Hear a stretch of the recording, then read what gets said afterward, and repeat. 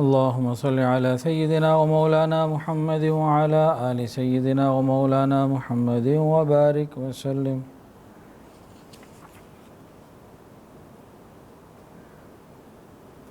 دعا کر لیجیے. الحمدللہ رب العالمین صلی اللہ علیہ النبی الکریم. رب کریم جو کچھ پڑھا گیا اپنی رحمت سے قبول فرما لیجیے. اس کا ثواب نبی علیہ السلام کی خدمت میں بھیجتے ہیں. اللہ بھیج دیجیے، قبول فرما لیجیے. نبی علیہ السلام کی برکت سے پوری امت اور بالخصوص ہمارے مشائخ کو عطا فرما دیجیے. رب کریم ہماری پریشانیوں کو دور فرما دیجیے. صلی اللہ تعالی علی خیر خلق سیدنا.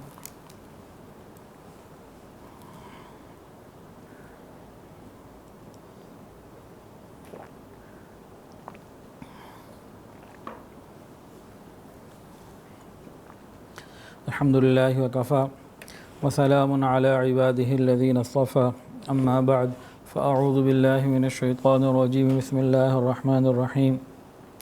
وقضينا إلى بني إسرائيل في الكتاب لتفسدن في الأرض مرتين ولتعلن علوا كبيرا. وقال الله تعالى في مقام آخر ويسألونك عن ذي القرنين. سبحان ربك رب العزة عما يصفون وسلام على المرسلين والحمد لله رب العالمين. اللهم صل على سيدنا ومولانا محمد وعلى آل سيدنا ومولانا محمد وبارك وسلم.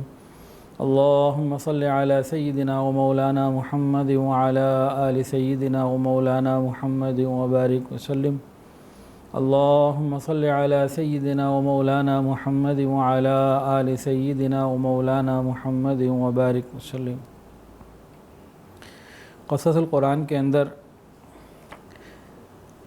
ہم پچھلی اتوار کو اس واقعے پہ پہنچے تھے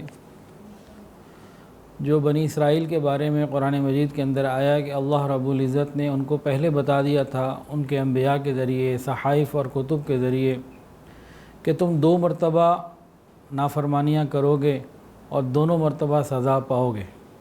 پھر تمہیں ایک تیسرا موقع دیا جائے گا. اگر تم نے اس موقع سے فائدہ اٹھا لیا تو دوبارہ عزتیں تمہیں دے دی جائیں گی، اور اگر تم نے فائدہ نہ اٹھایا تو تمہیں ضربت علیہم الذلۃ والمسکنہ وباءوا بغضب من اللہ کا مصداق بنا دیا جائے گا. اور وہی ہوا. یہود ایک عجیب قوم تھے اور انہوں نے نافرمانی کو اپنی زندگی کا مقصد بنایا ہوا تھا. ہر وہ کام جس میں اللہ کی نافرمانی ہو وہ کرنا ان کا ایک شوق اور ذوق بن چکا تھا. اتنے تواتر کے ساتھ انبیاء کرام ان میں تشریف لاتے رہے کہ کہیں اور کسی اور قوم میں اس طرح سے نہیں ملتا جتنے انبیاء بنی اسرائیل آئے. لیکن بنی اسرائیل اپنی ہٹ دھرمی کے اوپر بالآخر قائم رہے اور بالکل نہ ہٹے، حتیٰ کہ ان کو بھی تخت و تاراج کیا گیا. ان کے ہزاروں لاکھوں بنی اسرائیل کے مسلمانوں کو قتل بھی کیا گیا، بے وطن بھی کیا گیا، غلام بھی بنایا گیا. حتیٰ کہ بیت المقدس ہیکل کے اندر بھی کافر آئے اور مسجد کی جو ہے وہ بے حرمتی بھی کی. سب کچھ ہوا. لیکن یہودی باوجود پورا علم رکھنے کے انبیاء نے ان کو پہلے بتا دیا تھا کہ دیکھو یہ نہ ہوا تو یہ ہوگا، یہ کیا تو یہ ہوگا، یہ کیا تو یہ ہوگا. غور کیجئے یہ سورہ بنی اسرائیل کس پہ اتری؟ یہ اطلاعات اللہ نے کس قوم کو دیں؟ یہ حضور پاک صلی اللہ علیہ وسلم اور آپ کی نسبت سے آپ کی امت کو عطا کی. گویا اس میں میرے اور آپ کے لیے یہ پیغام ہے کہ اللہ رب العزت کا قانون اٹل ہے، وہ ہر ایک قوم کے لیے ہے. اگر آج مسلمان ان واقعات سے عبرت حاصل نہ کریں اور اپنے آپ کو ٹھیک نہ کریں، درست نہ کریں، تو ان کے ساتھ بھی یہی کچھ ہوگا جو پہلوں کے ساتھ ہو چکا اور ہمارے ساتھ وہ ہو بھی رہا ہے. یہود کی ہم نے پہلے سنی تھی پچھلی دفعہ کہ بخت نصر آیا اور اس نے 1,00,000 یہودیوں کو غلام بنایا، بابل لے گیا. اور پھر بعد میں 70 سال کے بعد اللہ رب العزت نے ایک بادشاہ کو، سائرس کو بھیجا، خورس کو، جنہوں نے ان کو پھر نجات دلائی. یہود کے نجات دہندہ، بنی اسرائیل کے نجات دہندہ، خدا کا چرواہا اور مسیح کہلائے، اور یہودیوں کو، بنی اسرائیل کو دوبارہ عزت ملی. لیکن اتنی مارے کھانے کے بعد، اتنی پٹائی ہو جانے کے بعد، اتنی ذلت اور رسوائی کے بعد بھی ان کے اندر عبرت نہیں جاگی، یہ اسی طرز کے اوپر جاری رہے اور ظلم کرتے رہے، بغاوت کرتے رہے، بے حیائی تو کوٹ کوٹ کر بھری ہوئی تھی۔ اور حدیث کے اندر آتا ہے کہ جس طرح بنی اسرائیل نے گناہ کیے اور اللہ کی نافرمانیاں کی، فرمایا کہ تم بھی وہی سب کچھ کرو گے۔ اگر وہ کسی، وہ ہوتا ہے نا جس میں چوہا بل کے اندر چلا جاتا ہے، وہ اگر کسی ایسی جگہ بھی داخل ہوئے تم بھی وہاں داخل ہوگے۔ اور حدیث کے اندر آتا ہے کہ جس طرح انہوں نے اگر اپنی ماں کے ساتھ زنا کیا تو تم بھی کرو، یعنی بے حیائی میں وہ اتنا بڑھ چکے تھے، اور ہم بھی انہی کے پیچھے پیچھے ان کے نقش قدم پر آج چل رہے ہیں، اسی لیے ذلت اور رسوائی ہمارا مقدر بن چکی ہے۔ تو یہودیوں نے دوبارہ بغاوت اور سرکشی کی، اور اللہ رب العزت کی رحمت ان کے ساتھ ساتھ رہی کہ اللہ تعالیٰ پیغمبر ان کے ساتھ ان کے اوپر بار بار بھیجتے رہے، ایک کے بعد دوسرے، دوسرے کے بعد تیسرے، وہ ان کو مستقل طور پر اللہ کی طرف بلاتے رہے، لیکن انہوں نے وقت کے پیغمبروں کی بات کو نہ مانا۔ ہم کیا کرتے ہیں آج؟ جو پیغمبروں کے ورثاء ہیں یعنی علماء حق، ہم ان کی بات نہیں مانتے۔ تو جو انہوں نے کیا قریب قریب وہی ہم سب کچھ کر رہے ہیں۔ حدیث کے مطابق بھی یہ بات ثابت ہوتی ہے۔ اور یہودیوں نے ان کی قوم کے اندر ہی بدماشی، ظلم، بے حیائی، بدکاری، بد مزاجی، ان کی قوم کا مزاج بن چکا تھا، اور انبیاء کو قتل کر دینا تک ان کا معمول بن چکا تھا۔ ہم علماء کو قتل کر دیتے ہیں، انبیاء کے وارثین کو۔ تو بنی اسرائیل کی ان نافرمانیوں کی وجہ سے جو دوسرا ان کے اوپر عذاب آیا اور پکڑ آئی، اس کی تفصیل یہ ہے کہ انبیاء بنی اسرائیل میں سے حضرت یحییٰ علیہ السلام کا زمانہ آیا، اور حضرت یحییٰ علیہ السلام ان کو اللہ کا پیغام پہنچاتے رہے، حیا، پاک دامنی، نیکی اور عبادت کی تلقین کرتے رہے، گناہ چھوڑنے پر منع کرتے رہے، روکتے رہے، لیکن بنی اسرائیل ان کی بات تو سنتے، اس طریقے سے عمل نہ کر پاتے۔ تاہم حضرت یحییٰ علیہ السلام کی عزت، اکرام اور محبت بڑھتا چلا گیا، اور بہت سے لوگ ان کی طرف متوجہ ہونے لگے، لیکن جو ان کا اجتماعی خمیر تھا نا، وہ بے حسی کی طرف ہی رہا۔ لیکن حضرت یحییٰ علیہ السلام کی جب بہت مقبولیت بڑھنے لگی تو اس زمانے میں یہودیوں کا جو بادشاہ تھا ہیرودیس، نہایت ظالم بھی تھا، سفاک بھی تھا، اور بدکار، زانی بھی تھا، گناہ گار بھی تھا، اس قسم کے حکمران تھا وہ۔ اس کو حضرت یحییٰ علیہ السلام کی مقبولیت پسند نہ آئی، اور اس کے دل میں خیال گزرا ایسا نہ ہو کہ میری حکومت چھین کر ان کو حکومت دے دی جائے۔ اس کی وجہ سے یحییٰ علیہ السلام کی مخالفت بھی وہ کرتا تھا، اور ان سے خوف بھی کھاتا تھا، اور ان سے خائف بھی تھا، خوش نہیں تھا۔ اللہ کی شان، یہ جو ہیرودیس تھا، اس کے سوتیلے بھائی کا انتقال ہو گیا۔ اس کے سوتیلے بھائی کی جو بیوی تھی، اس کی رشتے میں بھتیجی تھی، محرم رشتہ تھا، لیکن وہ بہت خوبصورت تھی۔ تو بس یہ اس کے اوپر عاشق ہوا، اور دونوں نے بات چیت کر کے نکاح کر لیا، جو کہ بنی اسرائیل کے اندر بھی جائز نہیں تھا۔ نکاح ہو گیا، وقت کے بادشاہ نے نکاح کر لیا، ایک ایسا کام کر لیا جو گناہ تھا، حرام تھا، لیکن عوام اس کے اوپر خوش رہی۔ جب عوام کے اندر بے حیائی بڑھ جائے تو حکمرانوں کی بے حیائیاں بھی نظر نہیں آتی۔ حضرت یحییٰ علیہ السلام آئے اور باقاعدہ اس کو، ہیرودیس کو سمجھایا کہ دیکھو توبہ تائب ہو جاؤ، اس گناہ کو چھوڑ دو، علیحدگی اختیار کر لو، تم خدا کے غضب کو دعوت دے رہے ہو۔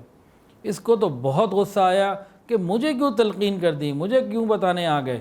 اس غصے کی وجہ سے بہت پریشان تھا، اور غصے میں تھا کہ اس کی جو بیوی تھی، جو جسے غلط اس نے رشتہ کر لیا تھا، اس نے بھی اس کو اکسایا کہ دیکھو کہ تم اب اس شخص کو قتل ہی کر دو، ورنہ یہ اور تمہارے لیے فتنہ اور تکلیف کا ذریعہ بنے گا۔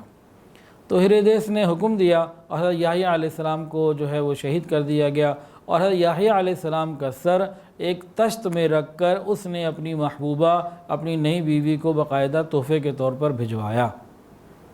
جب یہ معاملہ ہوا نا، علماء حق کا قتل ہو، انبیاء کا اس طرح کا قتل ہو، اور کھلے عام اللہ کی نافرمانیاں اور بے حیائیاں ہوں، پھر اللہ تعالیٰ کے عذاب مختلف انداز میں حرکت میں آتے ہیں۔ جیسے ہی یہ معاملہ ہوا، اور اس کے بعد عیسیٰ علیہ السلام کا دعوت کا وقت آ گیا، دونوں کا وقت بہت قریب تھا۔ انہوں نے جب بات چیت کرنی شروع کی، خدا کا پیغام دینا شروع کیا، تو بہت تھوڑے سے لوگ تھے جنہوں نے حضرت عیسیٰ علیہ السلام کی بات کو مانا، اکثر نے رد کیا اور ان لوگوں نے اپنے بادشاہ سے اجازت دے کے حضرت عیسیٰ علیہ السلام کے قتل کی بھی اجازت لے لی اور محاصرہ بھی کر لیا۔ وہ تو اللہ تعالیٰ نے حضرت عیسیٰ علیہ السلام کو اوپر اٹھا لیا، تو عیسیٰ علیہ السلام جب دوبارہ تشریف لائیں گے تو ساری تفصیلات تمام دنیا کے سامنے خود کھولیں گے اور کھل کے آئیں گی، اور نبی علیہ السلام نے بھی سب بتائی ہوئی ہیں۔ تو اللہ تعالیٰ نے ان کے ارادوں کو ناکام بنایا اور حضرت عیسیٰ علیہ السلام کو اوپر اٹھا لیا۔ جب یہ سب کچھ ہو گیا نا، حضرت یحییٰ علیہ السلام کو قتل کیا، حضرت عیسیٰ علیہ السلام کے قتل کی پلاننگ کی، اللہ نے ان کو بچا لیا، آسمانوں پر بلا لیا، اور ان کے اندر بے حیائی، بے دینی سب کچھ ہوا۔ یہاں غور طلب بات کیا ہے، یہ بات تاریخ کے اندر لکھی ہوئی ہے کہ جب عوام نے حضرت یحییٰ علیہ السلام کو، عیسیٰ علیہ السلام کو حق سمجھتے ہوئے، بالخصوص حضرت یحییٰ علیہ السلام کی مقبولیت بھی ان کے اندر بہت زیادہ موجود تھی، اور وقت کے بادشاہ نے جب ان کو قتل کروایا، کسی ایک زبان نے بھی وقت کے بادشاہ کو یہ نہیں کہا کہ تم نے یہ کیا کیا، کوئی احتجاج، کوئی بات نہیں ہوئی، سارے ہی خاموش ہو گئے، اور بلکہ بعض لوگوں نے تو وقت کے بادشاہ کی تائید کی کہ جی آپ نے بہت اچھا کیا۔ میں جب یہ باتیں پڑھ رہا تھا تو محسوس ہو رہا تھا کہ آج بھی ہمارے ہاں یہی سب کچھ ہو رہا ہے۔ علماء حق کو جب شہید کر دیا جاتا ہے اور حق کی بات کو دبایا جاتا ہے تو بہت سارے لوگ خاموش ہی رہتے ہیں۔ اللہ تعالی ہمیں ان باتوں کی سمجھ عطا فرمائے۔ بہرحال جب یہ سب کچھ ہوا تو اللہ تعالیٰ کا وہ وعدہ کہ تم 2 مرتبہ نافرمانیوں میں بڑھو گے، بے حیائیوں میں بڑھو گے، اور دونوں مرتبہ ذلیل اور رسوا ہوگے، تو پہلی مرتبہ تو بخت نصر کو اللہ نے بھیجا، حالانکہ کافر تھا، کافر کے ہاتھوں مسلمانوں کی، ایمان والوں کی جانیں جو ہیں وہ قتل کروائی گئیں، اور مسجدیں جو ہیں انہوں نے پامال کی اپنے ناپاک وجود کے ساتھ۔ یہاں اب کیا ہوا؟ اب اللہ تعالیٰ کی طرف سے یہ معاملہ ہوا کہ ان کے فرقے بن گئے اور آپس کے اندر شدید ترین لڑائیاں بن گئیں۔ یہودیوں کے اندر خانہ جنگی پیش آئی، اور خانہ جنگی کی وجہ ان کے فرقے تھے۔ ایک فقہا کی جماعت تھی، ان کو فریسی کہتے تھے، دوسری اصحاب ظاہر کی تھی جو الہامی کتابوں کے ظاہری الفاظ کو نظر رکھتے تھے، ان کے اندر فقاہت نہیں کرتے تھے، ان کو صدوقی کہا گیا، اور تیسری جماعت جو تھی وہ مرتاض راہبوں کی تھی۔ اور یہود کا بادشاہ جس جماعت کے ساتھ ہوتا، وہ جماعت دوسرے فرقے کو بے دریغ قتل کرتی، بے حساب قتل کرتی، کھلا قتل عام ہوتا کثرت کے ساتھ۔ اصل میں تو یہ اللہ تعالیٰ کی طرف سے سزا تھی۔ اور جب یہ خانہ جنگی بڑھتی چلی گئی حتیٰ کہ شاہ یہود کو، یہودیوں کا جو بادشاہ تھا اس زمانے میں، اس کو رومیوں سے مدد لینی پڑتی تھی، بت پرستوں سے مدد لینی پڑتی تھی کہ میرے خلاف بغاوت ہو رہی ہے، ہمارے ہی قوم کے لوگ، ہمارے ہی دین کے لوگ ہمارے خلاف بغاوت کر رہے ہیں، تم ہماری مدد کرو۔ تب وہ بت پرست آتا اور پھر ان لوگوں کو، چاہے یہود کے مخالف لوگوں کو کھلا قتل کرتا اور بے دریغ قتل ہوتا، اور معاملات اسی طرح چلتے رہتے، حتیٰ کہ حضرت عیسیٰ علیہ السلام کے آسمان پر اٹھائے جانے کے تقریباً 70 سال کے بعد یہود کے 2 لوگ، یوحنان اور شمعون کے درمیان سخت جنگ ہوئی، اور آپس میں بہت ایک دوسرے کا خون بہایا گیا، ایک دوسرے کے لوگوں کا۔ تو اس زمانے میں ایک بہادر جرنیل تھا جو روم کے تخت کے اوپر جو ہے وہ حکومت کر رہا تھا۔ تو ارض یہودہ میں یوحنان کو کامیابی ہو گئی، جو نہایت ظالم بھی تھا اور نہایت بے حیا اور بدکار اور غلیظ انسان تھا۔ اس کے ظلم سے، اس کے ساتھیوں نے ظلم سے ارض مقدس کی ایک ایک گلی کو خون سے نہلا دیا۔ گلی گلی میں مسلمانوں کا اور یہودیوں کا، یعنی کہ اس وقت تو یہودی تھے، ایمان والے جو تھے، جیسے کیسے بھی تھے، اہل کتاب تھے، ان کی تمام گلی کوچیوں، ہر گلی کے اندر ان کی خون کی ندیاں بہہ رہی تھیں۔ اس حالت میں یہودی عوام نے پھر اس کافر بادشاہ سے مدد چاہی کہ بھئی تم اپنے بیٹے تیتوس کو، یعنی ٹیٹس کو بھیجو کہ وہ ارض مقدس کو فتح کرے اور ہمیں اپنے ہی بڑوں کے ظلم سے نجات دلائے۔ اب اس نے اپنے بیٹے کو بھیج دیا کہ جاؤ بھئی مسئلہ حل کر کے آؤ۔ اب وہ بیٹا جو تیتس تھا وہ آیا، وہ چاہتا تھا کہ امن ہو جائے اور لڑائی نہ ہو، تو اس نے اپنے ایک قاصد کو بھیجا۔ قاصد کا نام تھا نیقانوس۔ یہودیوں نے اس کو بھی قتل کر دیا۔ اب اس کو جو غصہ آیا اور اس کے غضب کی انتہا نہ رہی، یہ آگے بڑھا، اس نے کہا بلا لحاظ فرقہ، بلا لحاظ مسلک اور بلا لحاظ کسی بات کے سب کو قتل کرنا ہے۔ تو اس نے بے حساب یہودیوں کو قتل کیا، اور اس قدر سخت حملہ کیا کہ شہر پناہ منہدم ہو گئی، گر گئی، اور ہیکل یعنی مسجد کی دیواریں شکستہ ہو گئیں، اور محاصرہ اتنا طویل کیا کہ بہت بڑی تعداد میں یہودی بھوکے مرے، بہت سارے یہودی جو ہیں وہاں سے جلا وطن ہو گئے، بے وطن ہو گئے، کہیں چلے گئے، اور جو باقی بچا سب کو قتل کر دیا، کسی کو نہ چھوڑا۔ اور رومیوں نے ہیکل کی یعنی مسجد کی بے حرمتی بھی کی، اور جہاں اللہ رب العزت کی عبادت ہوتی تھی وہاں جا کر بت بھی رکھ دیے۔ غرض یہ وہ شکست تھی کہ اس کے بعد یہودی پھر کبھی نہ ابھرے، اور ذلت و رسوائی ان کا مقدر بن گئی۔ حتیٰ کہ پھر تیسرا موقع آیا۔ تیسرا موقع کیا تھا؟ دو موقع تو قرآن میں آ گئے نا، ایک بخت نصر نے تباہی کی، ایک یہ آپس میں خانہ جنگی میں آئے اور بعد میں 33 کو خود بلایا، انہی میں سے ایک فرقے نے، اور باقی اس نے ساروں کو ہی تباہ کر دیا۔ اس کے بعد تیسرا موقع پھر اللہ رب العزت نے ان کو نبی کریم صلی اللہ علیہ وسلم کی مبارک زبانی دیا۔ اچھا ایک اور بات، یہ یہودی جو لوگ تھے اب یہ یہاں سے مختلف جگہوں پہ چلے گئے، اور ان میں سے بہت سارے یہودی مدینہ طیبہ یثرب آ گئے، کہ ان کی کتابوں میں لکھا ہوا تھا کہ نبی آخر الزماں آئیں گے، اور یہیں آئیں گے تو ہم چونکہ اہل کتاب ہیں، انبیاء کے وارث ہیں اور انبیاء کی اولادوں میں سے ہیں، تو ہمیں ان کا انتظار کرنا چاہیے۔ اور ان کی کتابوں میں لکھا ہوا تھا جو ان کی بات کو مانے گا اللہ اسے عزتیں دیں گے، اور جو ان کی بات کو نہیں مانے گا ذلیل و رسوا ہو کے رہے گا۔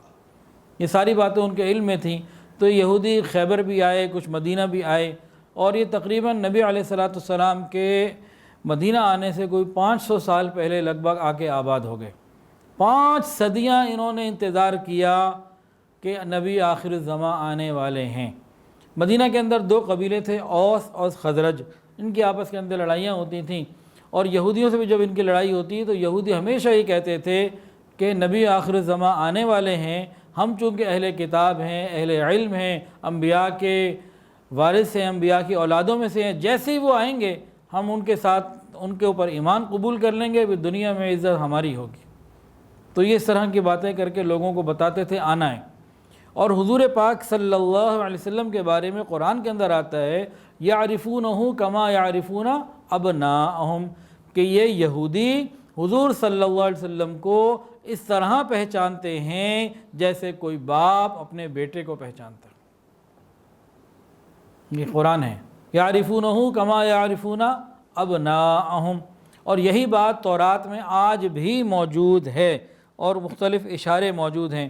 چنانچہ جب حضرت یحییٰ علیہ السلام نے تبلیغ کی اور دعوت کا پیغام کام شروع کیا تو یہودیوں نے ان سے پوچھا، ہم تو 3 نبیوں کا انتظار کر رہے ہیں، ایک عیسیٰ علیہ السلام کا، اور ایک الیاس علیہ السلام کا، اور تیسرے اس مشہور معروف نبی آخر الزماں جس کی آمد کی شہرت ہمارے درمیان اس قدر ہے کہ ہم ان کا نام لینے کی بھی ضرورت نہیں سمجھتے، صرف ان کی جانب انگلی کا اشارہ کر دو تو ہر یہودی پہچان لے گا کہ یہی محمد الرسول اللہ ہے، یہی نبی آخر الزماں ہے۔ یہ ان کی کتابوں میں بھی موجود ہے، اور یہ اشارے ملتے ہیں، اور خود قرآن نے بھی اس کو کہا۔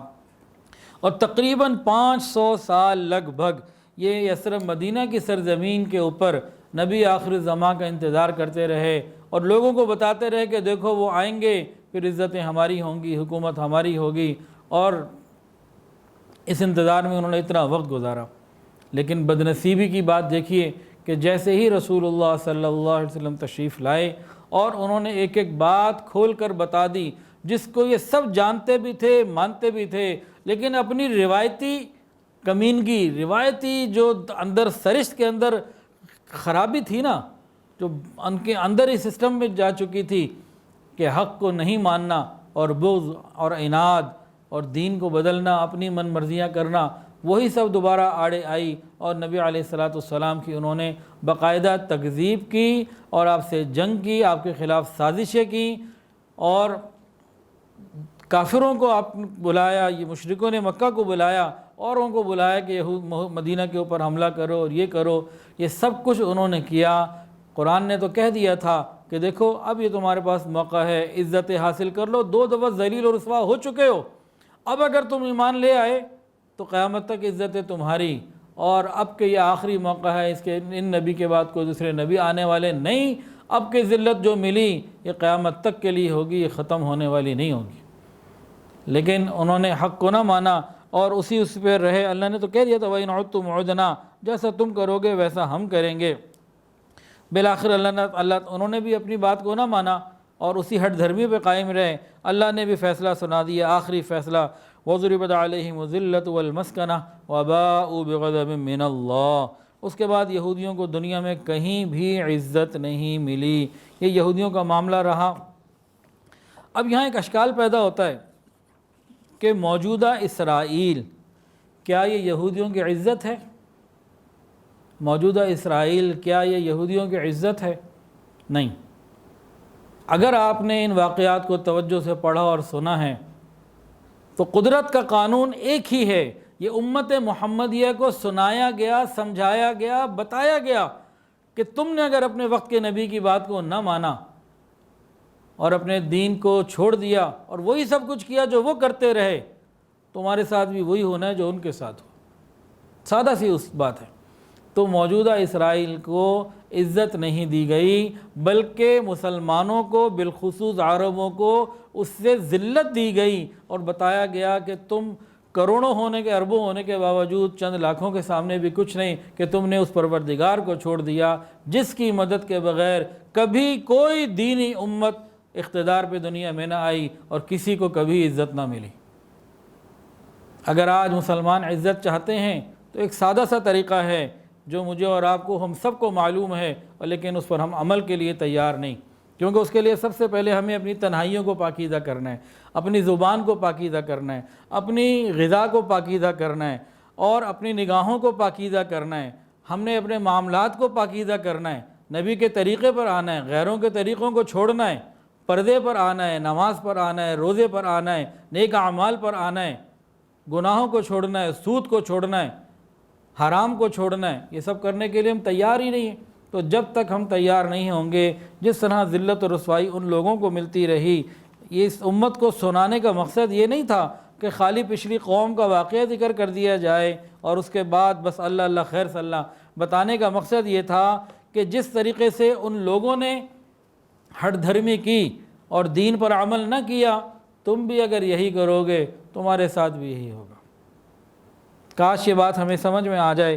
حضرت مفتی محمد شفیع رحمۃ اللہ علیہ نے معارف القرآن میں اس کی پوری تفصیلات لکھی ہیں اور یہی لکھا ہے کہ موجودہ اسرائیل کی حکومت جو ہے یہ یہودیوں کی عزت نہیں، مسلمانوں کی ذلت کے لیے اور مسلمانوں کو سزا دینے کے لیے اللہ رب العزت کا ایک نظام ہے، جس سے نجات صرف توبہ، رجوع الی اللہ اور گناہوں کو چھوڑنے میں ہے، جس کے لیے میں اور آپ تیار نہیں۔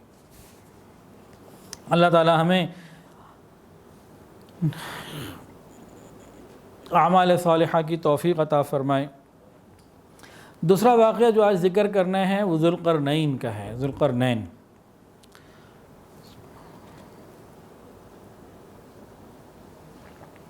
ذوالقرنین کا جب ذکر آتا ہے تو تین باتیں اس میں آتی ہیں۔ ایک تو ان کی اپنی شخصیت کے ذوالقرنین تھے کون، نمبر دو سد ذوالقرنین، وہ جو انہوں نے دیوار بنائی تھی اس کا ذکر، اور تیسرا یاجوج ماجوج، گوگ میگوگ، کہ جن کے شر سے بچنے کے لیے یہ سد ذوالقرنین، یہ دیوار جو ہے یہ بنائی گئی۔ تو یہ تین باتیں آج میں نے کوئی 12 بجے سے کتاب پکڑی ہوئی ہے اور 4:45 بجے جو ہے وہ دوپہر کا کھانا کھایا ہے اور پھر جا کے ان چیزوں کو اتنی تفصیل سے لکھا ہے۔ کتاب کا نام ہے، پہلے بھی بہت دفعہ بتا چکا ہوں، قصص القرآن، حضرت مولانا محمد حفظ الرحمن سیوہاروی رحمۃ اللہ علیہ۔ انہوں نے اس کو اتنی تفصیل سے لکھا ہے کہ انسان حیران ہو جاتا ہے کہ پڑھتے ہوئے میری دماغ کی چولیں ہل رہی تھیں اور کون کون سے نقطے کو کہاں کہاں سے لے جا کر اور کس کس طریقے سے کھولا ہے، وہ سب بیان کیا بھی نہیں جا سکتا، وہ تو بہت زیادہ طویل ہو جائے گا۔ اور تقریباً یہ 80 صفحات کے اوپر یہ باتیں اس میں ہیں اور یہ صفحات بھی کافی بڑے ہیں۔ تو جن کو تو شوق اور ذوق ہو تو یہ پھر قصص القرآن کی 2 جلدیں، 4 جلدیں ہیں ٹوٹل جو 2 جلدوں میں مل جاتی ہیں، ان کو بازار سے خریدیں اور پڑھیں۔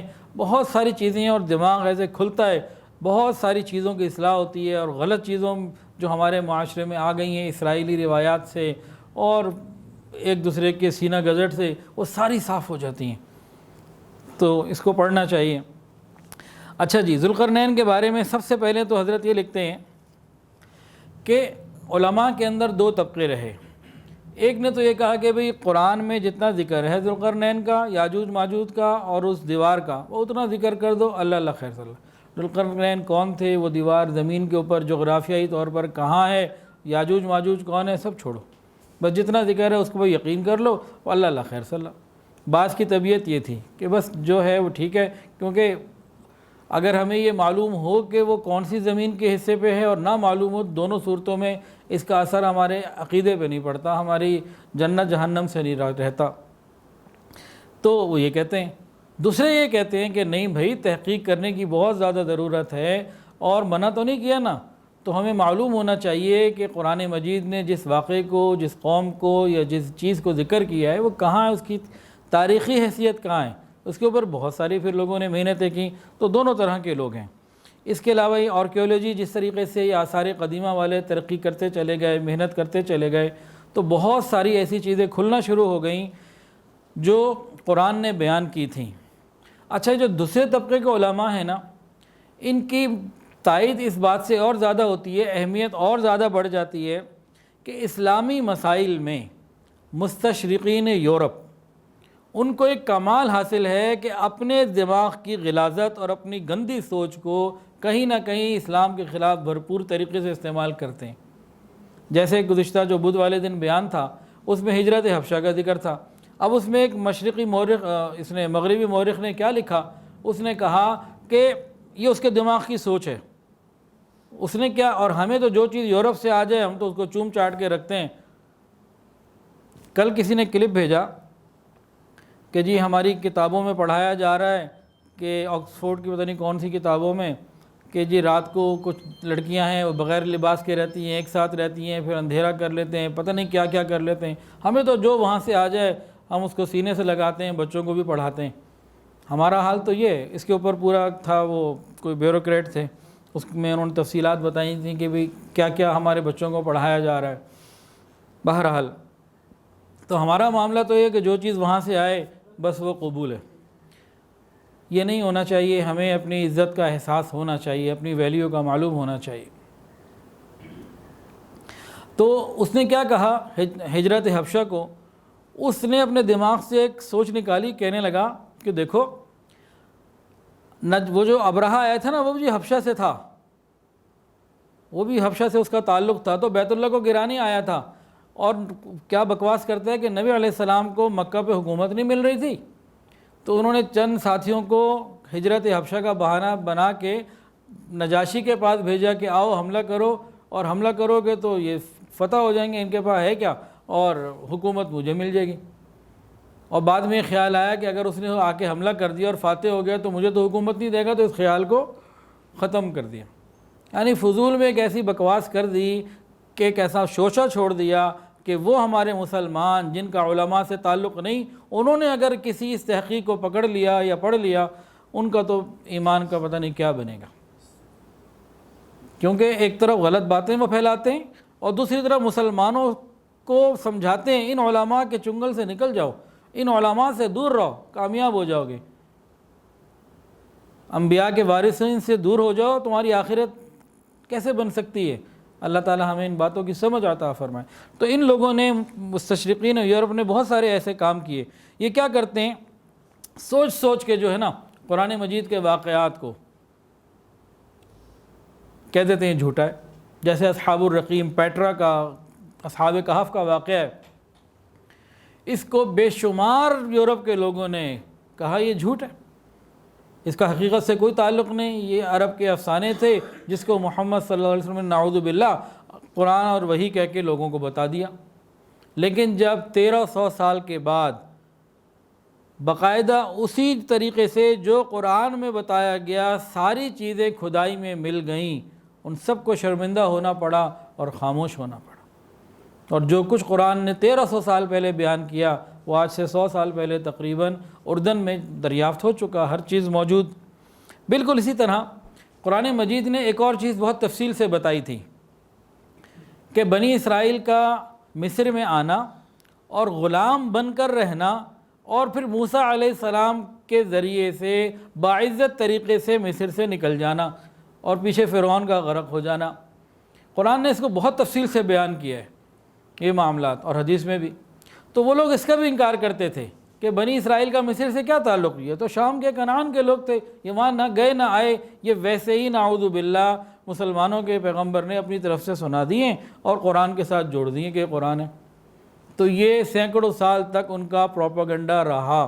ان باتوں کو سمجھانے کا مقصد کیا ہے، بتانے کا مقصد یہ ہے آج ہمیں بھی الرٹ رہنے کی ضرورت ہے، کہاں پڑھ رہے ہیں، کیا پڑھ رہے ہیں، کس کے پاس جا رہے ہیں، ہمارے بچے کہاں جا رہے ہیں۔ تو یہ کیسے حل ہوا معاملہ؟ یہ معاملہ ایسے حل ہوا کہ مصر کے اندر حفریات، یہ جو کھدائی والے لوگ تھے، آثار قدیمہ اور کھدائی کے لوگ، ان لوگوں نے جب اس پر ریسرچ کی اور کام بڑھتا گیا، پھیلتا گیا، باقاعدہ ایسے مائل سٹون حجری کتبے ملے جس میں وہ سارے شواہد ان کے زمانے کے لکھے ہوئے موجود تھے کہ جس میں معلوم ہوتا تھا کہ بنی اسرائیل یہاں آئے ہیں اور باقاعدہ غلام بنا کے رکھے گئے ہیں، ان پہ ظلم ہوئے ہیں، تو ان کو یہاں پہ بھی شرمندہ ہونا پڑا۔ بالکل اسی طرح یہ ذوالقرنین کے بارے میں، ان کی شخصیت کے بارے میں، اور سد ذوالقرنین جو دیوار ہے اس دیوار کے بارے میں، اور یاجوج ماجوج کے بارے میں بھی ان کا یہی کہنا ہے کہ بھئی یہ سب پیغمبر اسلام کی بنائی ہوئی باتیں ہیں، نعوذ باللہ، اس کا حقیقت سے کوئی تعلق نہیں۔ ان ھذا الا اساطیر الاولین، جیسے قرآن میں کہا کہ مشرکین مکہ اور کفار عرب کیا کہتے تھے، یہ قرآن کچھ نہیں ہے لیکن پہلے لوگوں کے من گھڑت قصے ہیں۔ یہ من گھڑت قصے نہیں، یہ ایک ایک بات سچی ہے۔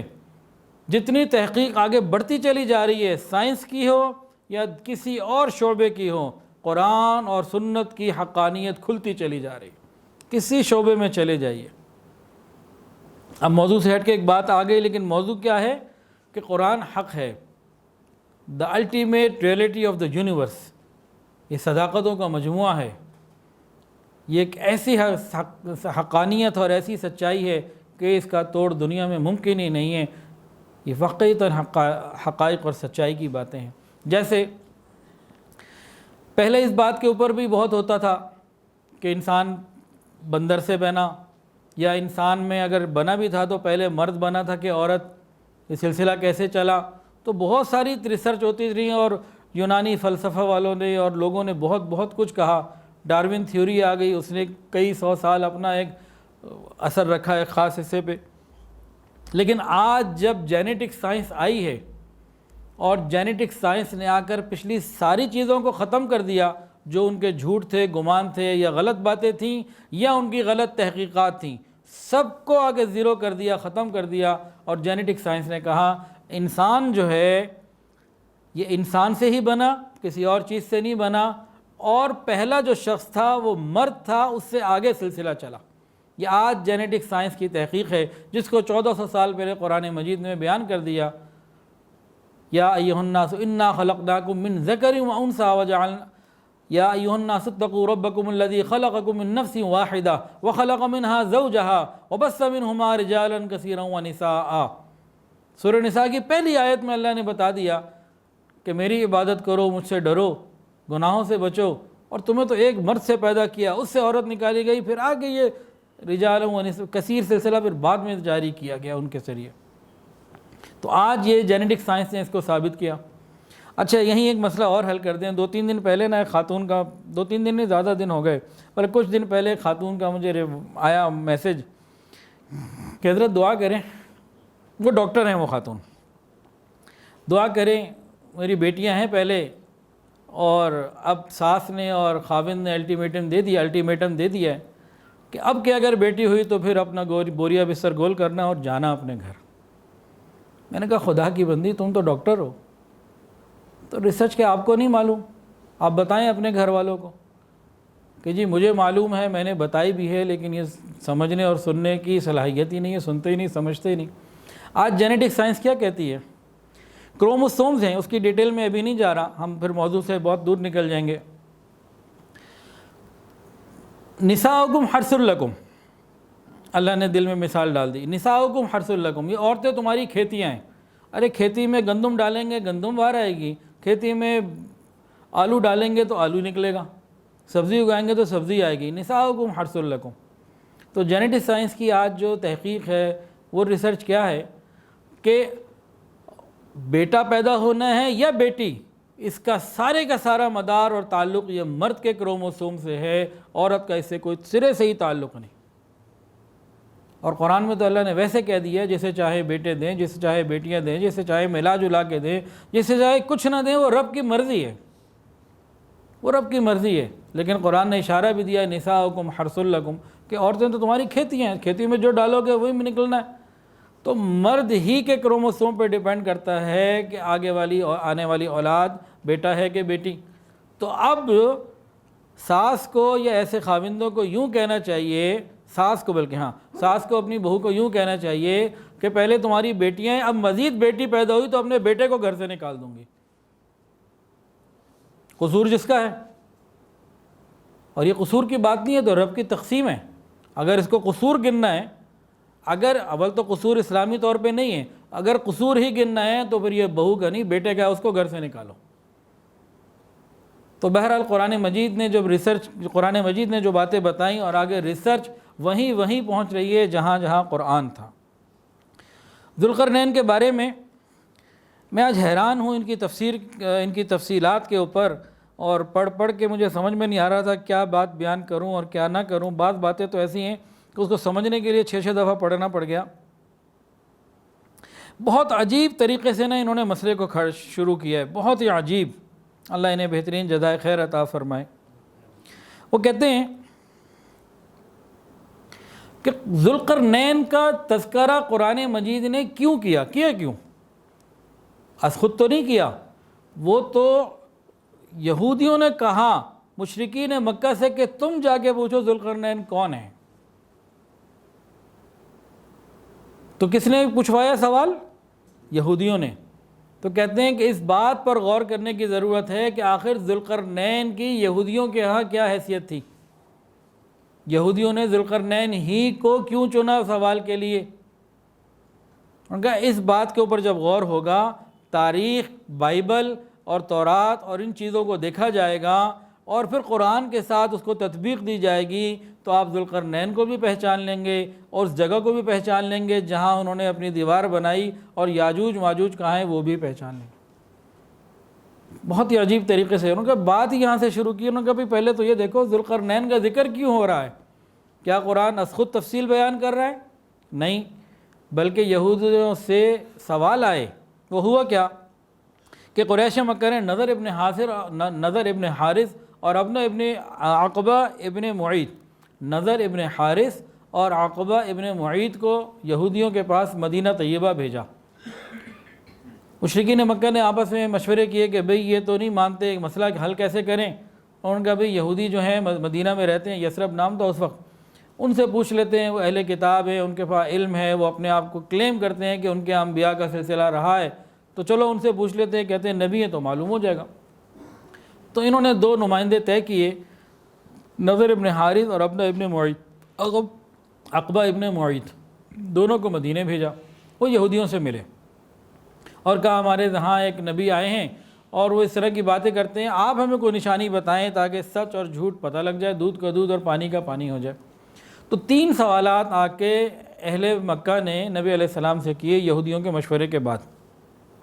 یہودیوں نے کہا بھی پہلے تو یہ پوچھو کہ اس نبی علیہ السلام سے یہ پوچھو کہ اس شخص کا حال بیان کر دیجئے جو مشرق اور مغرب تک فتوحات کرتا گیا، یعنی ذوالقرنین کا پوچھیں، اور دوسرا اصحاب کہف کے بارے میں پوچھیں، اور تیسرا روح کے بارے میں پوچھیں۔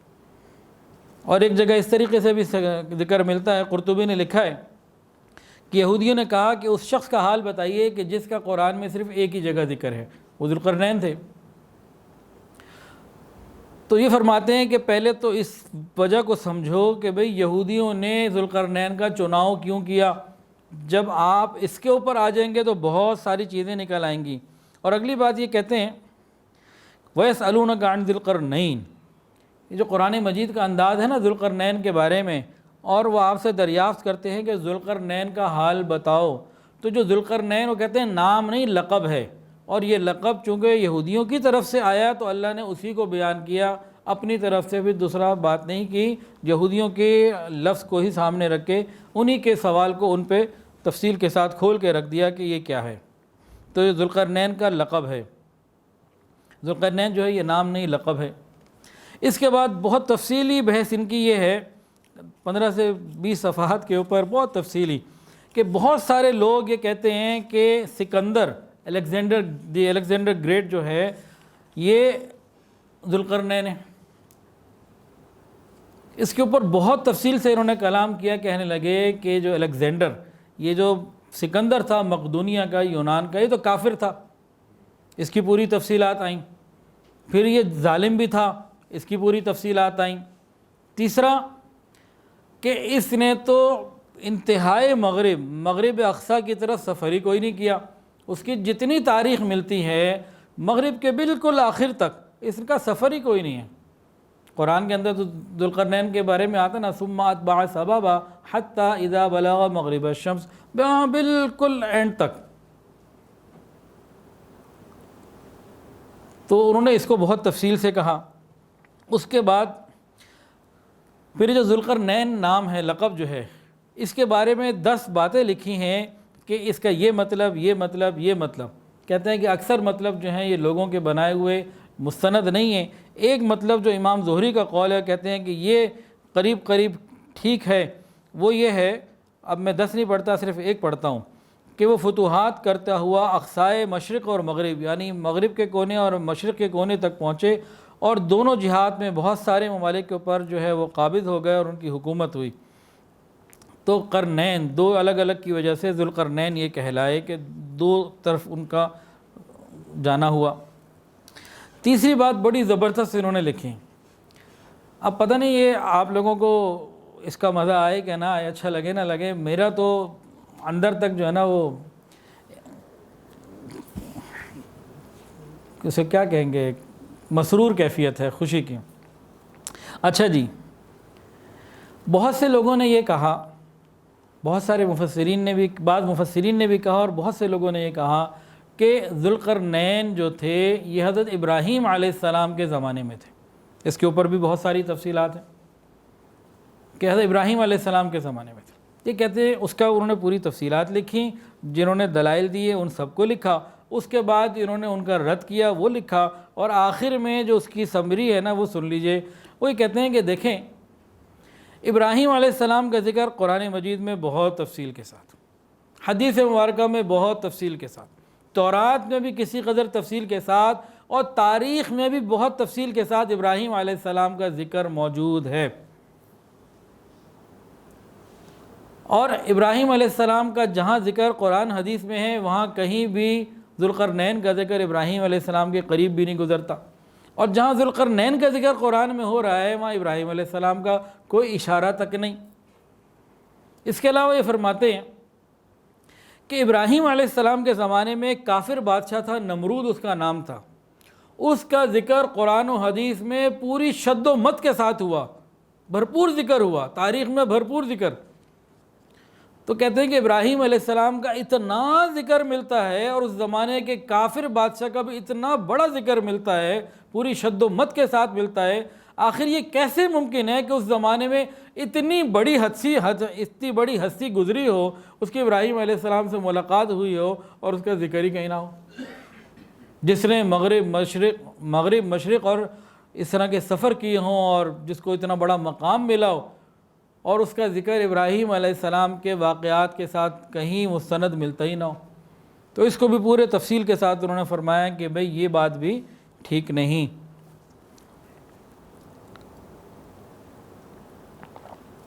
تو وہ کہتے ہیں کہ حضرت ابراہیم علیہ السلام کے زمانے سے ذوالقرنین کا کوئی تعلق نہیں۔ جو مزید تفصیلات دیکھنا چاہتے ہیں اور ریسرچ اس کی، تو اس کتاب کو وہ بازار سے لیں اور اس کو پڑھیں، تو تفصیلات اس میں بہت موجود ہیں، میں تو خالی سمری بیان کر رہا ہوں۔ اس کے بعد وہ کہتے ہیں کہ مشرکین مکہ نے جو سوالات نبی علیہ السلام سے کیے وہ یہود مدینہ کی تلقین پر کیے۔ اب قدرتی طور پر انسان کے دل میں سوال پیدا ہوتا ہے کہ بھئی یہودیوں کو ان واقعات سے آخر دلچسپی کیا تھی؟ یہودیوں کو ذوالقرنین سے کیا دلچسپی تھی؟ اس وجہ کو تلاش کریں اس وجہ کو جب تلاش اگر کر لیا گیا اور وہ وجہ نظر آ گئی تو پھر شخصیت کا تعین آسان ہو جائے گا. جب شخصیت کا تعین آسان ہو جائے گا تو دوسری باتیں ساتھ ساتھ خود بخود آسان ہو جائیں گی. اب اس میں انہوں نے بہت تفصیلات لکھی ہیں, میں اس کی بھی خالی سمری ہی بیان کروں گا انشاءاللہ. وہ لکھتے ہیں کہ در حقیقت یہودیوں نے ایک ایسی شخصیت کا انتخاب کیا جو ان کی مذہبی زندگی میں بہت اہمیت رکھتی تھی, جس کو وہ اپنی ملی اور اجتماعی زندگی میں فراموش نہیں کر سکتے تھے, کیونکہ اس شخصیت کی بدولت بنی اسرائیل نے بابل کی غلامی سے نجات پائی تھی. جب بخت نصر ان کو لے گیا تھا تو 70 سال یہ وہاں غلام رہے, اور پھر یہ ایک نجات دہندہ بن کر آیا جس کو ان کے انبیاء نے, حضرت یسیع علیہ السلام, یرمیہ علیہ السلام, ان کی کتابوں میں موجود, حضرت دانیال علیہ السلام کے خواب کی تعبیر میں موجود جو مختلف تفصیلات ہیں وہ بہت زیادہ ہیں, تو اس میں ان کے پاس یہ ساری چیزیں موجود تھیں. تو یہودیوں کا یہ نجات دہندہ بن کر آئے ذوالقرنین, اور ان کو کتابوں میں خدا کا چرواہا مسیح مبارک اس طریقے کے الفاظ جو ہیں وہ دیے گئے, اور یہ بنی اسرائیل کے معاون اور مددگار بنے. اب اس کی تفصیل میں تھوڑی سی بات یہ ہے کہ 700 قبل مسیح میں, آج 2020 ہے 2700 سال پہلے, عراق میں 2 عظیم الشان حکومتیں تھیں, ایک آشوری اور ایک بابلی. پھر 612 قاف میم میں قبل مسیح میں نینوا کی حکومت جو آشوری حکومت تھی وہ تو ختم ہو گئی, اور بابلی حکومت جو ہے بلا شرکت غیر دونوں کے اوپر قائم ہو گئی اور بڑی سلطنت بن گئی.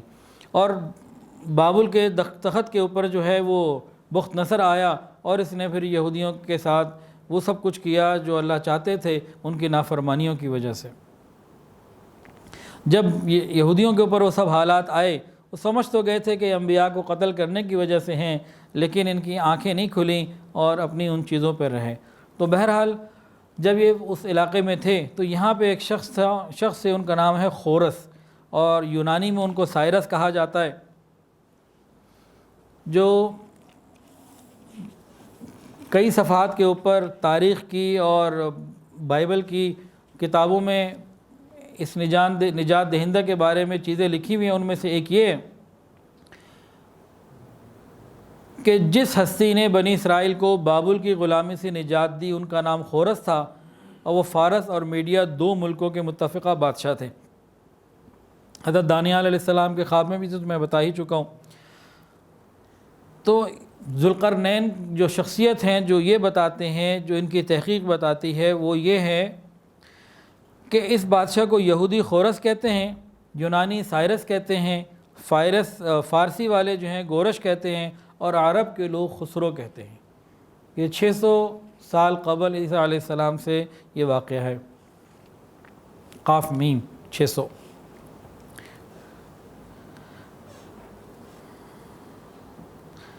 یہ جو خورس سے, یہ فارس کے اندر 2 حکومت تھیں, ماہات اور فارس کی, تو ایک ختم ہو گئی, تو اور یہ بہت ہی کم وقت میں دونوں حکومتوں کے اوپر قابض ہو گئے, اور بہت ہی اچھے طریقے کے ساتھ. اور اہل جغرافیہ کہتے ہیں کہ ان کی جو مہمات ہیں وہ 3 ہیں. ایک ان کی مغربی مہم ہے, اور قرآن مجید نے ذوالقرنین کی مغربی مہم کا ذکر کیا. اب یہ مغربی مہم کی تفصیلات ہیں کہ جب خورس نے اپنی مضبوط حکومت قائم کر لی تو ایشیائے کوچک کا بادشاہ کرڈیس اس کو برداشت نہ کر سکا, اور پھر وہ لڑائی مخالفت شروع کر دی. اور یہ ایک عجیب مہم تھی کہ صرف 14 دن کے اندر لیڈیا کے مستحکم اور مضبوط دارالحکومت کو مسخر کر لیا, اور کرڈیس قید ہو کر مجرم کی حیثیت میں آ کے کھڑا ہوا. اہل جغرافیہ کہتے ہیں کہ لیڈیا کا دارالحکومت سارڈیس مغربی ساحل کے قریب تھا, اور ایشیائے کوچک کے مغربی ساحل کی کیفیت یہ ہے کہ یہاں سمرنا ایجنسی جو ہے, ایجنسی تو وہاں چھوٹے چھوٹے جزیرے نکل آئے ہیں, اور وہاں ایجنسی کا جو پانی محسوس ہوتا ہے وہ گدلا ہوتا ہے. شام کو جب سورج ڈوبتا ہے تو ایسا لگتا ہے کہ دلدل میں جا رہا ہے, اور قرآن نے یہی کہا.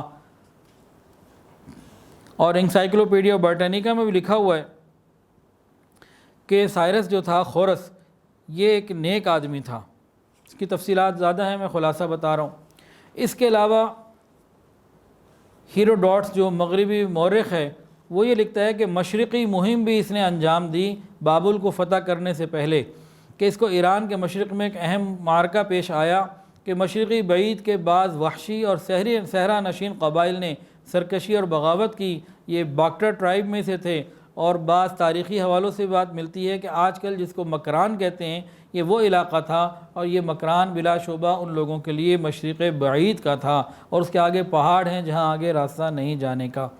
اور تیسری مہم بابل کی فتح کے علاوہ یہ خورس کی ایک اور تاریخ سے چیزیں ملتی ہیں کہ ایران سے شمال کی جانب پیش آئی، جب وہ کیسپین سی کی طرف آئے اور کاکیشیا کے پہاڑی سلسلے تک پہنچے۔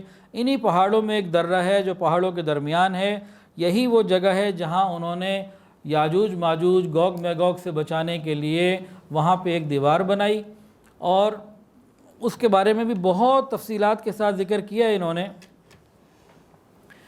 کہ حضرت نوح علیہ السلام کے ایک بیٹے سے یاسف ابن نوح علیہ السلام، تو یہ یاجوج ماجوج ان کی اولاد میں سے ہیں، اور جو لوگ اپنے قبائلی طرز پہ رہے اور اپنی وحشیت اور بربریت کے اوپر رہے وہ یاجوج ماجوج کہلائے، ورنہ انہی کی نسل کے جو لوگ نیچے آ گئے اور انہوں نے سویلائزیشن کو اختیار کر لیا، تمدن کو اختیار کر لیا، مہذب ہو گئے، تعلیم یافتہ ہو گئے، تو پھر وہ لوگ تقریباً ترک اور منگول کہلائے، اوپر جا کے یہ ایک ہی ہیں۔ اب قرآن مجید میں جو ذوالقرنین کے بارے میں تفصیلات آتی ہیں، وَيَسْأَلُونَكَ عَنْ ذِي الْقَرْنَيْنِ قُلْ سَأَتْلُو عَلَيْكُم مِّنْهُ ذِكْرًا، اے پیغمبر تم سے ذوالقرنین کا یہ حال دریافت کرتے ہیں، آپ کہہ دیجئے کہ اس کا کچھ حال تمہیں کلام الہی سے میں پڑھ کر سنا دیتا ہوں۔ ہم نے اسے زمین میں حکمرانی دی تھی، ہر طرح کا ساز و سامان دیا تھا، تو دیکھو وہ ایک مہم کے لیے مغرب کی طرف روانہ ہوئے، چلتے چلتے سورج کے ڈوبنے کی جگہ پر پہنچ گئے، وہاں سورج ایسے دکھائی دے رہا تھا جیسے ایک سیاہ دلدل کی جھیل میں ڈوب جاتا ہے، اور اس کے قریب بھی ایک گروہ کو ہم نے آباد پایا اور کہا اے ذوالقرنین اب یہ لوگ تیرے اختیار میں ہیں، تو چاہے عذاب میں ڈالے چاہے اچھا سلوک کرے اور اپنا بنا لے۔ ذوالقرنین نے کہا ہم ناانصافی کرنے والے نہیں، جو سرکشی کرے گا اسے سزا دیں گے، پھر اپنے پروردگار کی طرف لوٹنا ہے، وہ بداعمالوں کو سخت عذاب میں مبتلا کرے گا، اور جو ایمان لائے گا اچھے کام کرے گا اس کے بدلے اسے بھلائی ملے گی، اور ہم اسے ایسی ہی باتوں کا حکم دیں گے جس میں اس کے لیے راحت و آسانی ہو۔ یہ مغرب کے سفر کا ذکر ہے قرآن میں۔ پھر مشرق کے سفر کا ذکر ہے کہ ایک اور دفعہ تیاری کی، ثم اتبع سبابا حتی اذا بلغ مطلع الشمس، کہ سورج نکلنے کی آخری حد تک پہنچ گیا، اس نے دیکھا کہ سورج ایک گروہ پر نکلتا ہے جس سے ہم نے کوئی آڑ نہیں رکھی، معاملہ یوں ہی تھا۔ اور ذوالقرنین کے بعد جو کچھ تھا ہمیں پوری خبر ہے۔ اس نے پھر تیسری مرتبہ ساز و سامان سے تیار کیا اور تیسری مہم میں نکلا، یہاں تک کہ وہ دو پہاڑوں کے درمیان پہنچ گیا۔ وہاں اس نے دیکھا کہ پہاڑوں کے اس طرف ایک قوم آباد ہے جس کی بات چیت زبان سمجھ میں نہیں آتی تھی ان کو۔ اس قوم نے اپنی زبان میں کہا اے ذوالقرنین یاجوج ماجوج اس ملک میں آ کر لوٹ مار کرتے ہیں، کیا ایسا ہو سکتا ہے آپ ہمارے اور ان کے درمیان ایک دیوار بنا دیں، روک بنا دیں، ہم آپ کو کچھ مال دے دیں گے؟ ذوالقرنین نے کہا میرے رب نے مجھے بہت کچھ دیا ہوا ہے، وہی میرے لیے بہتر ہے، تمہیں پیسے نہیں چاہیے، ہاں تم اس کام میں میری مدد کرو، میں تمہارے اور یاجوج ماجوج کے درمیان ایک مضبوط دیوار کھڑی کر دوں گا۔ اس کے بعد حکم دیا کہ لوہے کے وہ سلیس اور لوہے کی تختیاں جو ہیں تختے بنائے جائیں، وہ مہیا کیے جائیں۔ جب سارا سامان مہیا ہو گیا اور دونوں پہاڑوں کے درمیان دیوار کو اٹھا کر ان کی بلندی بالکل پہاڑوں کے برابر کر دی، تو حکم دیا کہ اب بھٹیاں سلگاؤ، اور اس کے بعد جب آگ لال ہو گئی تو اس کے اندر تانبا جو ہے وہ پگھلا کے ڈال دیا گیا۔ وہ اتنی مضبوط دیوار بن چکی تھی کہ ذوالقرنین نے دیوار بننے کے بعد کہا یہ جو کچھ بھی ہوا یہ حقیقت کے اندر اللہ رب العزت کی مہربانی ہے، اسی کی عطا ہے، جب میرے پروردگار کی فرمائی ہوئی بات ظہور میں آئے گی تو وہ اسے ختم بھی کر دے گا۔ یعنی آج جو میں نے بنائی ہے یہ تو بہت مضبوط بنائی ہے، لیکن دنیا کی ہر چیز فانی، دنیا فانی، جب میرا رب چاہے گا یہ دیوار ختم ہو جائے گی، اور اللہ کی بات سچ ہے، ٹلنے والی نہیں۔ اور اس دن ہم ایسا کریں گے کہ ان میں سے ایک قوم دوسری قوم پر موجوں کی طرح آ پڑے گی، اور اس کے بعد پھر سور پھونکا جائے گا۔ یہ قرآن مجید کے اندر ذوالقرنین کا ذکر، اور جو تاریخ کے اندر بائبل کے اندر اور انسائکلوپیڈیا برٹانیکا کے اندر اور مختلف تاریخی حقائق کی روشنی میں جو خورس یعنی سائرس یا کے خسرو کے بارے میں بات چیت آتی ہے، تو حضرت مولانا حفظ الرحمن سیوہاروی رحمۃ اللہ علیہ نے 8 باتوں کے ساتھ تطبیق کی ہے کہ کہتے ہیں کہ یہ 8 دلائل ایسے ہیں کہ جن کا انکار ناممکن ہے اور یہ دلائل سارے مضبوط ہیں. تو ان کے بقول ذوالقرنین کی شخصیت ہے جن کا لقب ذوالقرنین، نام سائرس یونانی میں، اور یہودی ان کو خورس کہتے ہیں ان کی کتابوں میں ذکر، اور عرب ان کو جو ہے وہ کیخسرو کہتے ہیں. تو وہ 8 تطبیق بیان کرتے ہیں. ان چیزوں کو سن لیجئے.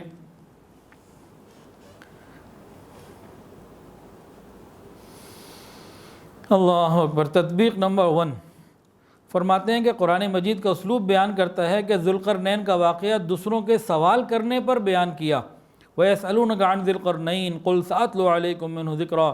اے پیغمبر آپ سے ذوالقرنین کا حال دریافت کرتے ہیں تو آپ ان کو کچھ سنا دیجئے. تو یہ قرآن انہوں نے پڑھا. پھر آگے کہتے ہیں کہ روایات سے بات ثابت ہو چکی ہے کہ تورات، یہودیوں نے یہ پوچھا تھا کہ تورات میں وہ کس کا ذکر ہے کہ جس کا ایک ہی جگہ ذکر ہے اور مشرق مغرب کے جس نے سفر کیے. تو تورات اس کے ساتھ یہ بھی کہتی ہے کہ حضرت دانیال علیہ السلام کے خواب میں بھی ایک بادشاہ مینڈھے کی شکل میں دکھایا گیا جس کے 2 سینگ تھے. اور اسی طرح ایک خواب کے اندر حضرت یسیع علیہ السلام کے صحیفے میں ان کو عقاب بھی کہا گیا. یہاں ذکر کیا جا رہا ہے یہودیوں کے اس انٹرسٹ کا جس کی بنیاد پر انہوں نے سوال پوچھا. تو یہودیوں کا انٹرسٹ کیا تھا کہ ان کے ہاں بڑی شخصیت تھی، ان کی کتاب میں ذکر، ان کا نام ذکر، اور حضرت دانیال علیہ السلام نے ان کو جو خواب میں دیکھا مینڈے کی شکل میں دیکھا، اور 2 ان کے سینگ تھے تو ذوالقرنین 2 سینگوں والا بنا. اور ایک نبی یسیع نے انہوں نے ان کو عقاب کے طور پر کہا کہ عقاب کے طور پر ہوں گے. تو یہ دلائل ہیں. اس کے بعد یہ کہتے ہیں کہ آج کے زمانے میں الصخر کے قریب خورس کا جو پتھر کا مجسمہ نکلا ہے اس کو تخیل کی بنیاد پر بنایا گیا تھا، اور اس کے سر پر دونوں جانب سینگ ہیں اور سر پر عقاب ہے. اور یہ تخیل دنیا میں خورس کے علاوہ، سائرس کے علاوہ کسی اور بادشاہ کے بارے میں موجود نہیں. بس یہ دلیل ہے کہ جو یہودیوں کی توجہ تھی اور جو خواہش تھی وہ یہاں سے جڑ رہی ہے. دوسرا قرآن کہتا ہے کہ اِنَّا مَكَّنَّا لَهُ فِي الْأَرْضِ وَآتَيْنَاهُ مِنْ كُلِّ شَيْءٍ سَبَبًا. اور ہم نے ان کو حکمرانی عطا کی، ہر طرح کو ساز و سامان دیا. اور وہ کہتے ہیں کہ خورس کے بارے میں تورات قدیم و جدید تاریخی حوالوں سے ثابت ہوتا ہے کہ ان کے پاس بابل اور نینوا کی حکومتیں بھی تھیں، اور بھی بہت ساری حکومتیں مل گئیں کہ ہر طرح کا ساز و سامان مل گیا. تو یہ بھی جوڑ پیدا ہوتا ہے. تیسرا قرآن مجید کے اندر آتا ہے کہ ذوالقرنین نے 3 مہم سر کی تھیں، حتیٰ اذا بلغ مغرب الشمس، حتیٰ اذا بلغ مطلع الشمس، اور تیسرا، اور اس میں معتبر تطبیق یہ کہتے ہیں کہ معتبر تاریخی شہادتیں ثابت کرتی ہیں کہ خورس نے بھی 3 ہی جو ہے وہ مہمیں سر کی تھیں. تو یہ بھی ایک تطبیق ہو گئی. چوتھا یہ کہتے ہیں کہ قرآن مجید کے اندر آتا ہے حتیٰ اذا بلغ مغرب الشمس وجدها تغرب فیہ عین حمیہ، کہ رات جب سورج ڈوبتا ہے تو سیاہ دلدل میں ڈوب جاتا ہے ایسا لگتا ہے. اس کے بارے میں یہ کہتے ہیں تفصیلات کے بعد خلاصہ یہ ہے کہ سمرنا کے قریب ایجن سی کا یہی حال ہے کہ جو اپنے اندر بہت چھوٹے چھوٹے جزیرے رکھتا ہے، جس کی وجہ سے جھیل سا بن گیا اور پانی گدلا گدلا رہتا ہے. اور شام کو آج بھی جب وہاں سورج ڈوبتا ہے تو یوں ہی محسوس ہوتا ہے کہ گویا سیاہ دلدل میں ڈوب رہا ہے. پانچواں کہتے ہیں کہ قرآن مجید یہ کہتا ہے کہ وہ ایک نیک آدمی تھا. قرآن نے اختیار دیا تھا کہ اللہ نے اختیار دیا تھا کہ بھئی اچھا کرنا چاہو اچھا کرو، سزا دینا چاہو سزا دو. تو تاریخی حوالوں سے ہیروڈوٹس اور زینوفن کے تاریخی اقوال سے یہ بات بتائی جا چکی ہے کہ خورس نے فتح کرنے کے بعد کسی پہ ظلم نہیں کیا بلکہ مہربانی کا ہی معاملہ کیا. پھر قرآن مجید نے جو کہا ہے کہ اس سے معلوم ہوتا ہے کہ وہ مومن بھی تھا اور نیک بھی تھا، اور تاریخی حوالے بھی یہی کہتے ہیں کہ وہ نیک بھی تھا، اور ابراہیم زرتشت جو نبی تھے ان کے دین کا ماننے والا تھا. اور 7ویں تطبیق وہ یہ کرتے ہیں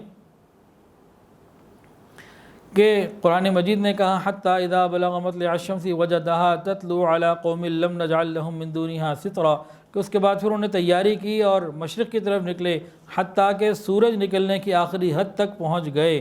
تو تاریخ یہ کہتی ہے کہ خورس کی دوسری مہم جو تھی وہ مشرق ہی تھی اور وہ مکران تک آ گئے، جس کے آگے پہاڑی سلسلے تھے، آگے سفر نہیں ہو سکتا تھا۔ 8ویں بات یہ کہتے ہیں کہ قرآن کہتا ہے کہ قرآن مجید کو تیسری مہم ایسی جگہ پیش آئی، ایسی جگہ پہ پہنچے جہاں 2 پہاڑوں کی میں ایک درہ بنتا ہوتا تھا، اور وہاں ایسی قوم سے واسطہ پڑا جو زبان نہیں جانتے تھے، اور انہوں نے کہا کسی طریقے سے کہ بھئی ہمیں بچانے کے لیے ایک دیوار بنائیں، اس سارے واقعے کا ذکر کیا۔ تو یہ کہتے ہیں کہ تاریخ کی ناقابل انکار شہادتوں نے ثابت کر دیا ہے کہ خورس کو جناب شمال کی جانب میں ایک قابل ذکر مہم پیش آئی، جس میں کاکیشیا، جبل قوقا یا کوہ قاف کے پہاڑی سلسلوں میں ایسے 2 پہاڑوں کے قریب ایک قوم ملی جہاں یہ سارا کچھ ہوا۔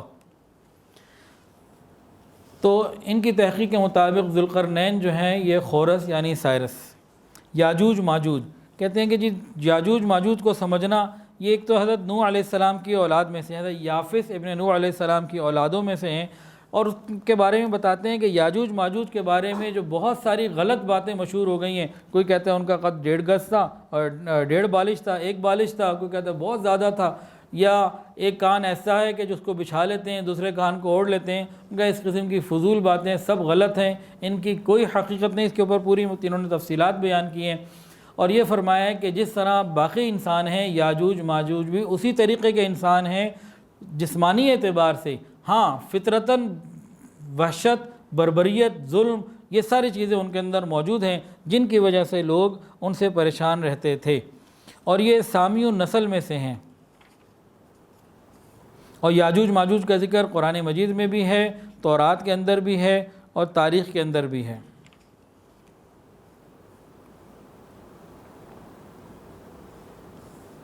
کہ جو منگولیا کے قبائل اور منگولی ہیں اور تاتاری، یہ بھی یافس ابن نوح علیہ السلام کی اولاد میں سے ہیں، لیکن جو شہری آبادی میں آ گئے یہ پھر یاجوج ماجوج گوگ میگوگ نہیں کہلاتے۔ ان کے اندر شر کا مادہ یاجوج ماجوج کے اندر بہت ہے۔ تو یہ یاجوج ماجوج کے بارے میں بات ہو گئی، اور ان کا قیامت کے قریب میں نکل کے آنا وہ ایک الگ بات ہے، اس کو انشاءاللہ ابھی ذکر کرتے ہیں مختصر سا۔ اب آگئی دیوار انہوں نے کیسے بنائی تھی؟ دیوار جو انہوں نے بنائی تھی اس میں لوہا اور تانبا یہ 2 چیزیں تھیں، اینٹ، پتھر، سیمنٹ، چونا، گارا، یہ سب نہیں تھا۔ قرآن کہتا ہے لوہا اور تانبا، ان 2 چیزوں کی دیوار تھی۔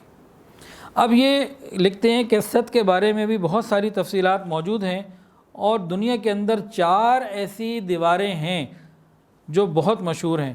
ان میں سے ایک تو دیوار چین، کہتے ہیں یہ تو بالکل اس بحث سے ہی فارغ ہے کہ اس کو کہا جائے کہ یہ ان کی ہے۔ اس کے علاوہ 2 دیواریں ایسی ہیں، ایک روسی علاقے داغستان میں ہے، اور ایک بخارا اور ترمز میں ہے، یہ جارجیا اور ازبکستان کے پاس۔ جب یہ ازبکستان کے بارڈر اور جارجیا کے بارڈر پہ جائیں تو وہاں پہ بلیک سی اور کیسپین سی جہاں ختم ہو رہے ہیں، اس سے آگے ایک درہ ہے، تو اس کے بارے میں کہتے ہیں کہ یہ جگہ ہے جہاں وہ دیوار بنی ہوئی ہے۔ تو کہتے ہیں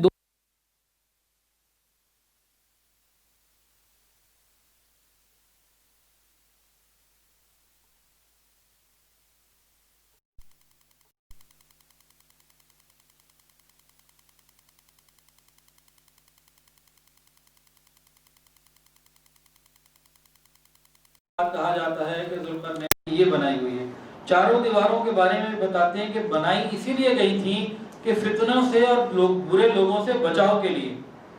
4 دیواریں یا اور بھی اگر کوئی دیواریں بنی ہیں تو اس زمانے میں جو قبائلی لوگ آتے تھے شہروں میں آ کے تباہیاں مچا دیا کرتے تھے، تو دیواریں بنانے کا جو مقصد تھا وہ یہی تھا۔ لیکن ذوالقرنین نے کون سی بنائی، یاجوج ماجوج کس کے پیچھے ہیں، اس کے بارے میں کہتے ہیں کاکیشیا کے پاس یہ جو ہے قفقاز کا علاقہ ہے، یہ وہاں پر ہے آذربائیجان کے پاس۔ تو ان کے متعلق یہ وہ علاقہ ہے۔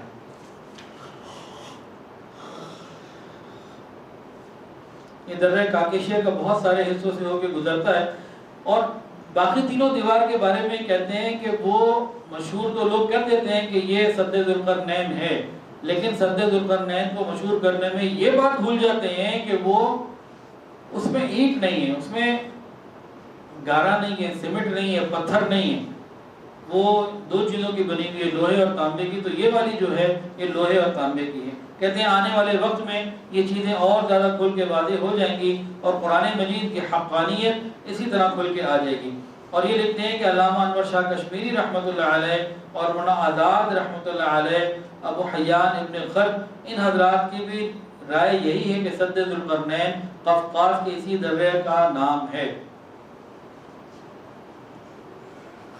اس کے علاوہ اس کے اوپر انہوں نے بہت تحقیق کی ہے کہ بہت سارے لوگ یہ کہتے ہیں کہ سد سکندری، کہتے ہیں کہ سکندر نے کوئی دیوار بنائی کوئی نہیں. مقدونیہ کا جو سکندر تھا اس نے کوئی دیوار بنائی ہی کوئی نہیں. اس کے بارے میں ویسے ہی غلط مشہور ہے اور کچھ زیادہ ہی مشہور ہے. اس کی تفصیل اس طرح انہوں نے بیان کی. بہرحال اب آ جاتے ہیں یاجوج ماجوج کا خروج کب ہوگا اور کیسے ہوگا. یافس ابن نوح علیہ السلام کی اولاد میں سے ہیں اور دجال کے آنے کے بعد حضرت عیسیٰ علیہ السلام کا خروج ہوگا، نزول ہوگا. خروج دجال اور نزول عیسیٰ. دجال کے آنے کے بعد حضرت عیسیٰ علیہ السلام کا نزول ہوگا. حضرت عیسیٰ علیہ السلام دجال کو قتل کریں گے اور اس کے بعد آپ کی نظر ایسی ہوگی کہ جہاں آپ کا سانس جائے گا اور جس کافر کو سانس پہنچے گا وہ کافر مر جائے گا. اور آپ کی سانس کی رینج کیا ہوگی؟ جہاں تک آپ کی نظر جائے گی وہاں تک آپ کی سانس کی رینج ہوگی. تو اس طریقے کے بعد پھر جب اللہ چاہیں گے تو یہ یاجوج ماجوج وہاں سے اتر آئیں گے اور یہ چند ہی دنوں میں پوری زمین کے پانی پی جائیں گے، تہس نہس سارے معاملات کر دیں گے. جتنے لوگ زمین کے اوپر ہوں گے یہ مختلف پناہ گاہوں میں اپنی پناہ تلاش کر رہے ہوں گے. عیسیٰ علیہ السلام جبل طور کے اوپر مسلمانوں کو لے کے چلے جائیں گے، پھر اللہ سے مانگیں گے یا اللہ اس پریشانی سے ہمیں نجات عطا فرما دیجئے. اور کھانے پینے کی چیزیں اتنی تنگی ہو جائے گی کہ ایک بیل کے سر کو 100 دینار سے زیادہ بہتر سمجھا جا رہا ہوگا.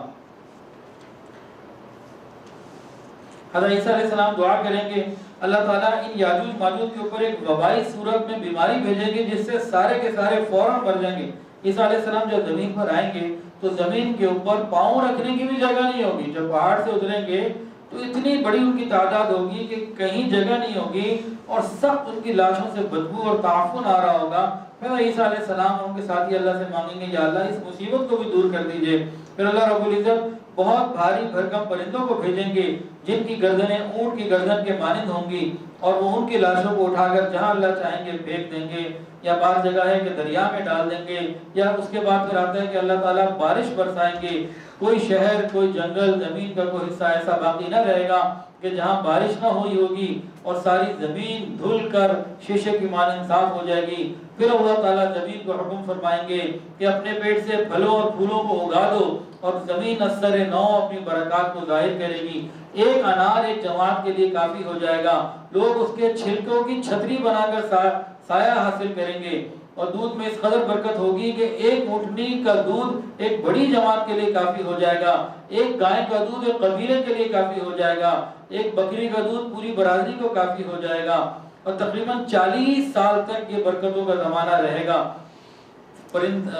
درندوں کے اندر درندگی نہیں رہے گی، سانپوں میں زہر نہیں رہے گا، بچے سانپوں سے کھیلیں گے اور 40 سال تک یہ معاملہ رہے گا. اس کے بعد پھر آہستہ آہستہ معاملات بدلنے شروع ہو جائیں گے، گناہ بڑھنے شروع ہو جائیں گے، پھر قرب قیامت اور قیامت کے معاملات شروع ہوں گے اور اس کے بعد پھر دنیا کو ختم کر دیا جائے گا. ایک حدیث کے اندر آتا ہے، معرفت القرآن میں حضرت مفتی شفیع رحمۃ اللہ لکھی ہے، صحیح بخاری مسلم کی روایت ہے کہ نبی علیہ السلام نے ایک دفعہ فرمایا کہ قیامت کے دن حضرت آدم علیہ السلام سے اللہ فرمائیں گے کہ آپ اپنی ذریت میں سے جہنمی لوگوں کو اٹھائیے، دیکھیے اور کریں گے اے اللہ وہ کون ہے؟ تو حکم ہوگا ہر 1000 میں سے 999 جہنمی ہیں اور ایک جنتی. ہر 1000 میں سے 999 جہنم جائیں گے اور ایک جنت جائے گا. صحابہ کرام سہم گئے، ڈر گئے، کہنے کہ یا رسول اللہ وہ ایک کون ہوگا؟ 1000 میں سے ایک آخر وہ کون ہوگا؟ آپ نے فرمایا غم نہ کرو، یہ 999 جہنمی تم میں سے ایک ہوگا اور یاجوج ماجوج میں سے 1000 کی نسبت سے. یاجوج ماجوج کی تعداد بہت زیادہ ہے۔ فرمایا ایک حدیث کے اندر آتا ہے، روح المعانی میں لکھی ہے اللہ نے تمام انسانوں کے 10 حصے بنائے، ان میں سے 9 حصے یاجوج ماجوج کے ہیں اور باقی 1 حصے میں ساری دنیا کے انسان۔ اللہ تعالی ہمیں ان باتوں پر عمل کی توفیق عطا فرمائے، نیکی تقوی عطا فرمائے۔ اصل میں ان واقعات سے جو مقصد ہے نا وہ تو یہی ہے کہ ہم نیکی کی زندگی پر آئیں اور گناہوں کو چھوڑنے والے بن جائیں۔ آخر دعوانا ان الحمدللہ رب العالمین۔ توبہ کے کلمات پڑھ لیجئے، جو بیعت ہونا چاہے وہ بیعت کی نیت بھی کر سکتے۔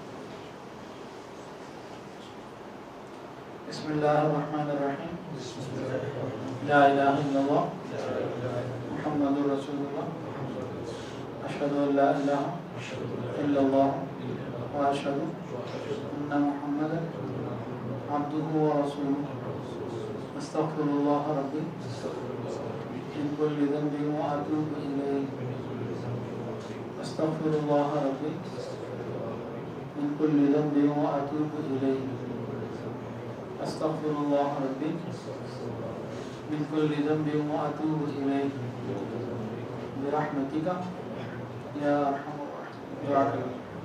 الحمدللہ رب العالمین، صلی اللہ علی النبی الکریم۔ ربنا ظلمنا انفسنا وان لم تغفر لنا وترحمنا لنکونن من الخاسرین۔ اللہ ہم آپ کے عاجز مسکین بندے ہیں، اللہ ظاہر میں بندے حقیقت میں نہایت ہی گندے ہیں۔ یا اللہ ہمارے دلوں کی گندگیوں کو دور فرما، ہمارے سینوں کو اپنے نور سے منور فرما، ہمارے دلوں کو اپنی یاد سے آباد فرما، بے کریم سینوں کو اپنی محبت سے لبریز فرما، ہم سب کے تمام صغیرہ کبیرہ اگلے پچھلے ظاہری باطنی گناہوں کو معاف فرما۔ یا اللہ نبی صلی اللہ علیہ وسلم کی سچی محبت اور کامل اتباع کی توفیق عطا فرما۔ یا اللہ ہم سب کے تمام گناہوں کو اپنی رحمت سے معاف فرما۔ یا اللہ بہت سارے لوگوں نے دعاؤں کے لیے کہا اور جو کہنا چاہتے تھے نہیں کہہ پائے، اور وہ لوگ جن کا حق ہے کہ ان کے لیے دعائیں کرتے رہا کریں، رب کریم سب کے لیے خیر کے فیصلے۔ وصلی اللہ تعالی علی خیر خلقہ سیدنا مولانا محمد وعلی آلہ واصحابہ اجمعین۔